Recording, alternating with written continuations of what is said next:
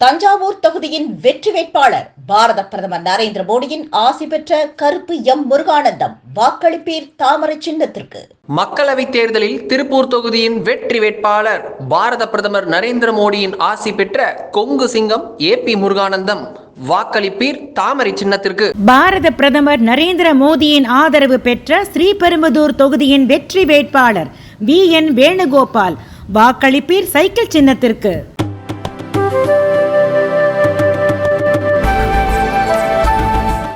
சகோதர சகோதரிகளே, பழனி முருகனின் ஆசையோடு மலை அடிவாரத்தில் இருந்து எல்லா வளமும் வாழ்வும் கிடைக்க பெற்ற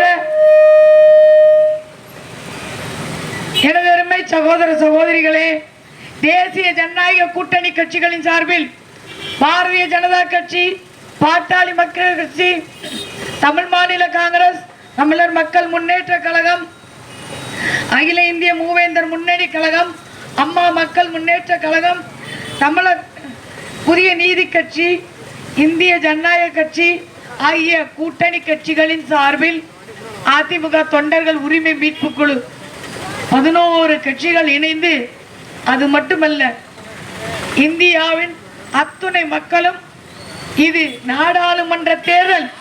இந்த தேர்தல் களத்தில் பிரதமர் நரேந்திர மோடி அவர்கள் மீண்டும் ஒரு முறை இந்திய தேசத்தின் தலையை உலக அரங்கில் தலைநிமிர செய்த அந்த தலைவர் மீண்டும் ஒரு முறை வர வேண்டும் என்பதற்காக இங்கு வாய்ப்பு கேட்டு எல்லோரும் இங்கே வந்திருக்கிறோம். பாரத பிரதமராக நரேந்திர மோடி அவர்கள் அரியணை ஏறப்போகிறார் என்பது உறுதியாகிவிட்டது. பாரத் மாதா கி, பாரத் மாதா கி, இந்த செய்தி உறுதியாகிவிட்டது. அருணாச்சல பிரதேசத்தில் 5 இடத்துல அண்ணா போஸ்டா நிறைய பேர் தேர்வாயிட்டு இருக்கிறாங்க. பிரதமர் மோடி என்ன செய்தார் அப்படிங்கிற கேள்வியை இந்த தேர்தல் காலத்தில் 2 கட்சிகள் எழுப்பி விட்டுக்கிட்டே இருக்கிறாங்க. ஒன்றும் இல்லை, இன்றைக்கு வந்திருக்கிற திட்டங்களை இவர்கள் தைரியமாக சொல்வதற்கு தயாராக இல்லை. இன்னும் சொல்ல போனால் மத்திய அரசு கொடுக்கிற திட்டங்களுக்கு கலைஞர்னு பேர் ஸ்டிக்கர் ஓட்டுற வேலையை தான் இவங்க பார்த்துட்டு இருக்கிறாங்க. அனைவருக்கும் வீடு வழங்கும் திட்டம், வீடு கட்டுவதற்கான மானியங்கள், அது யார் யாருக்கெல்லாம்? பழங்குடியினருக்கு, ஆதிவாசிகளுக்கு, எளியவர்களுக்கு, பெண்களுக்கு என மானியத்துடன் வீடு கட்டவும் வாங்கவும் வாய்ப்பு உருவாக்கப்படுகிறது. ஜல்ஜீவன் திட்டத்தின் கீழே 10 கோடி பெண்கள், 10 கோடி வீடுகளுக்கு குடிநீர் இணைப்பு இலவசமாக வழங்கப்பட்டிருக்கிறது. ஆனால் தமிழ்நாட்டுக்குள்ள மட்டும்தான் அந்த இலவச இணைப்பு கொடுக்காம அதுக்கு ஒரு துட்டு கேட்டுட்டு இருக்காங்க. 3000 4000 கேட்டுட்டு இருக்கிறாங்க. உஜ்வாலா திட்டத்தின் கீழ் ஆண்டுக்கு 12 சிலிண்டர் 20 கோடி குடும்பத்தினருக்கு இதுவரைக்கும் சென்று சேர்ந்திருக்கிறது. இது இந்தியா முழுமைக்கும் யோசிச்சு பாருங்க, 20 கோடி குடும்பத்தினருக்கு சென்று சேர்ந்திருக்கிறது. பிரதமர் மருத்துவ காப்பீட்டு திட்டம் 5 லட்சம். நீங்க அரசு மருத்துவமனையில் இல்லை, தனியார் மருத்துவமனைக்கு போனா கூட நீங்க அழகா இலவசமா மருத்துவ உதவி பெற்று பெறலாம், செல்லலாம். இது பிரதமர் காப்பீட்டு திட்டம்.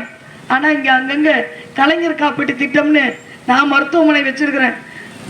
இலவச முகாம் போடும்போது கலைஞரோட படத்தை சேர்த்து ஓட்டுங்கன்னு கேட்குறாங்க. இது ஏன்? எல்லாரும் நான் பெத்த பிள்ளைக்கு இனிஷியல் வைக்கிறேன்னா இவங்க பக்கத்து வீட்டு பிள்ளைக்கு இனிஷியல் வைக்க கேட்டுக்கிட்டு இருக்கிறாங்க. இன்னொரு பக்கம் பிரதமர் வங்கி கணக்கு திட்டத்தின் கீழே 7.5 கோடி பேருக்கு இன்றைக்கு வங்கி கணக்குகள் உருவாக்கப்பட்டிருக்கிறது. அதன் மூலமாக காப்பீடுகள், அவர்களுக்கு நல உதவி திட்டங்கள், இதெல்லாம் இந்த வங்கி கணக்கு வழியாக தான் நடமாடுது. ஆனால் இங்கே தமிழகத்தில் நல உதவி திட்டம் எல்லாம் தனியாக கையில் காசாக கொடுக்குறேன்னு சொல்லி 1000 ரூபா கொடுக்குறாங்கன்னா திமுககாரன் பாக்கெட்டுக்கு எவ்வளோ போகுதோ மிச்சம் தான் நம்ம கைக்கு சேருது. சிந்தனையோட இவர்களும் நமக்காக உழைப்பு நல்குகிறார்கள். நம்மளும் உழைப்பு கொடுக்குறோம்ல. நீங்க ஒவ்வொரு சாமானியனின் உழைப்பும் இந்தியாவின் பொருளாதாரத்தை உயர்த்துகிறது. ரூபாய் கடன் வழங்கப்பட்டிருக்கிறது. ஆனா இந்த லட்சம் கோடியை நம்ம எப்ப கேள்விப்பட்டிருக்கிறோம்? ராஜாவின் 2G உளவு திட்டங்களை தந்த பிரதமர் மோடி அவர்களை இங்க இருக்கிற 2 கட்சிக்காரங்களும் நான் நேற்று பார்த்துட்டு இருந்தேன், மைக்க போட்டு பேசிட்டு போறாங்க. எளிதாக குற்றம் சுமத்தி விட்டு போய்விட முடிகிறது. இது மதவாத கட்சி, பாமக சாதி கட்சி அப்படின்னு. எல்லா சாதிகளையும் ஒருங்கிணைக்கிற பாட்டாளி மக்கள் கட்சி சாதிய கட்சி இல்லை. ஆனா இங்க சாதிகளுடைய சண்டையை மூட்டி விட்டு அதுல குளிர் காலுகிற திமுக சாதிய கட்சி. இன்னைக்கு அப்படித்தான் பார்க்கணும். ஒரு பக்கம் உட்கார்ந்து உட்கார்ந்து திட்டங்களை தீட்டி இங்கு கொண்டு வந்து சேர்க்கிறவர் பாரத பிரதமர் நரேந்திர மோடி அவர்கள். இதுவரைக்கும் எந்த பிரதமரும் இது மாதிரி திட்டங்களை கொண்டு வரல. பாபர் மசூதி நாங்க இவரை அறிவித்திருக்கிறோம் சொல்லுங்க. திமுக காரங்க 26 கட்சிகளின் கூட்டணி, சரிங்களா? 26 கட்சிகளின் கூட்டணி.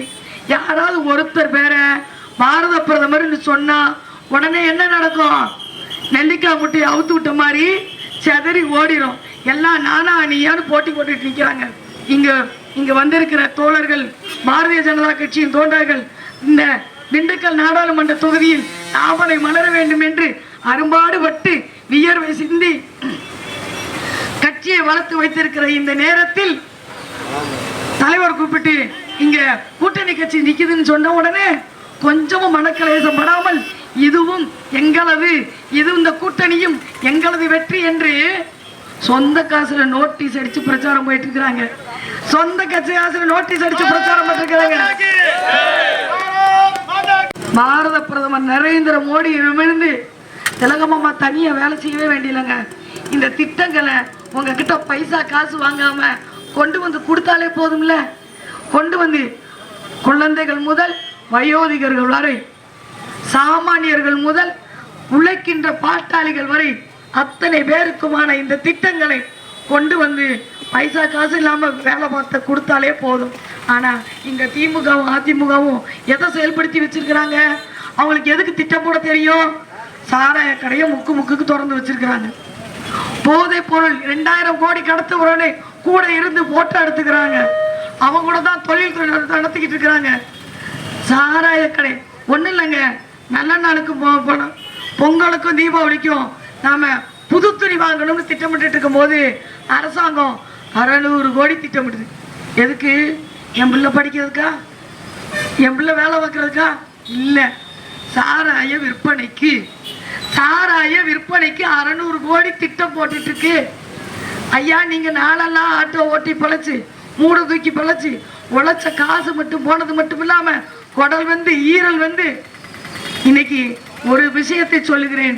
முந்திலாம் ஈரல் மாற்று அறுவை சிகிச்சை என்பது 6 மாசத்துக்கு ஒன்று நடக்கும். இப்ப தினம் 3 நடக்குது. தினம் 3 நடக்குது. எல்லாம் டாஸ்மாக் உபயம். டாஸ்மாக் உபயம். சாராய கடையை நடத்த திட்டமிடுபவர்களை தூக்கி எறிந்துவிட்டு நாடாளுமன்ற தேர்தலில் நீங்கள் மாம்பழம் சின்னத்தில் வெற்றியடைய வைக்கிற போது இதோ காவல்துறை நமக்காக வந்து கொண்டிருக்கிறார்கள். என்ன, காவல்துறை நண்பர்களுக்கு நல்ல அவங்க வந்து உடற்பயிற்சி ரொம்ப முக்கியம். அதற்கான ஏற்பாடுகளை செய்து தருவோம். பெண் காவலர்களுக்கு மொபைல் டாய்லெட்ஸ் கொண்டு வந்து கொடுக்கணுங்கிற திட்டமிடல் வச்சிருக்கிறோம். பழனி அடிவாரத்தில் சமீபமாக நிறைய பிரச்சனைகளை உழைப்பாளிகள் சாமானியர்கள் சந்தித்துக் கொண்டிருக்கிறார்கள். இங்க பக்தர்கள் வருகிறார்கள். ஒரு சூட வைக்கிறவனுக்கு கூட இது வாழ்வாதாரம். ஒரு பத்தி விற்கிறவனுக்கு, மாலை விற்கிறவனுக்கு இது வாழ்வாதாரம். நீங்க கோயிலை சுத்தப்படுத்துறீங்க, கோயிலை பாதுகாக்கிறீங்க, அது எங்களுக்கு எவ்வளவு முக்கியமோ அதே வகையில் தமிழக அரசும் இந்த திமுகவும் உட்கார்ந்து இந்த நடைபாதை வியாபாரிகளுக்கும் இவங்களுக்காக நின்று மாற்றி ஏற்பாடுகளை செய்து அவர்கள் வாழ்வாதாரத்துக்கு ஏதாவது செய்திருக்கணும்ல. ஆனா என்ன செய்யறாங்க?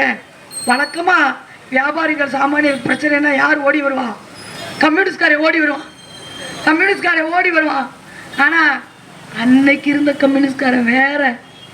இப்ப 25 கோடி 50 கோடி கையில வாங்கிட்டு சாராயத்தை விற்கிறவனுக்கிட்ட பக்கத்துல போய் நீங்க எப்ப நிக்க ஆரம்பிச்சிட்டீங்களோ, நீ கம்யூனிஸ்ட் இல்லைங்க, பூர்ஸ்வா.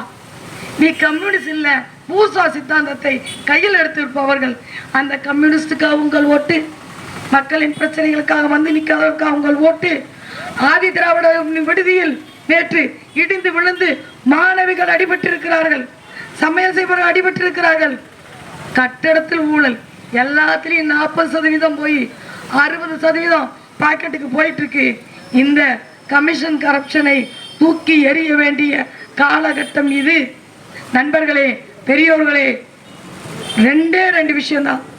மக்களுக்கான திட்டமிட தெரியாதவர்களை தூக்கி எறிந்து விட்டு, ஏன்னா 20 ஆண்டுகளுக்கு மேலாக திமுக வேணும்னா அதிமுக, அதிமுக வேணும்னா திமுக, இப்படி தானே போட்டுட்டு இருந்தோம்.